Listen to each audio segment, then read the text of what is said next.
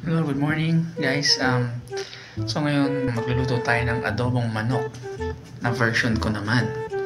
Sabi kasi ng mga kuloko hindi raw ako marunong magluto, so patutunayan ko sa inyo na mas magaling ako sa inyo magluto. Panoorin nyo. Yan, so ito yung mga ingredients natin. So unang-una mantika. Ayan. So bawang sibuyas. Check. Patatas. Siyempre, lalagyan ko ng bell pepper para mas masarap. And ito, kalamansi.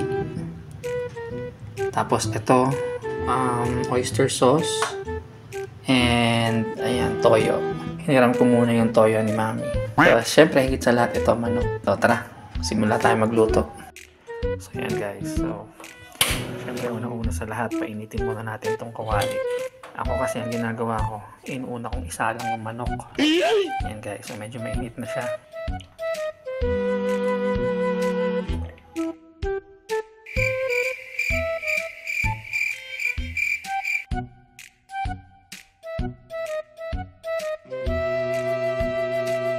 Ayan guys, so naantay lang natin na medyo maluto yung manok.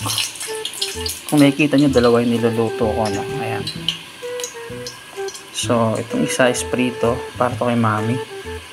Ganito kasi kami dito sa bahay, no? So, hindi pwedeng magkasama ang pagkain ni Mami at yung pagkain na meron siyang sa kidney. No? Hindi siya pwedeng maalat. So, guys, hindi nyo na itatanong, all around ako dito sa bahay. Para akong si Johnny Sins. At itong bawang sibuyas. Pwede na siguro to. So, unahin natin yung bawang. So, tayo natin maluto. Then, itong sibuyas naman.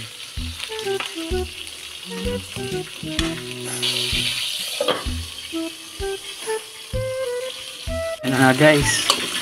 So, parang pastil na ata. Parang pastil na ata ito niluluto natin. So, idadagdag na natin itong kalamansi. So, after ng kalamansi, lalagyan na natin itong oyster sauce. Then, ito na. Ang toyo ni Mami. Yan, sa tatakpan muna natin. Yan natin sa maluto. Ilaglag na natin itong patatas. Lagyan na natin itong bell pepper. Yan.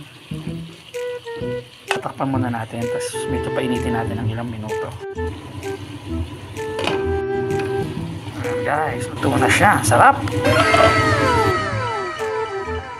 So guys, yan. Luto na yung adobo natin. So titikman natin siya. Siyempre kukuhain ko yung puwet. So ito. Init.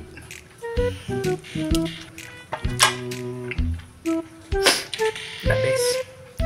Yan. So mga Kalbonatics, hanggang dito lang tayo. Hanggang sa susunod na video, abangan nyo ulit. Salamat sa panonood. Adios!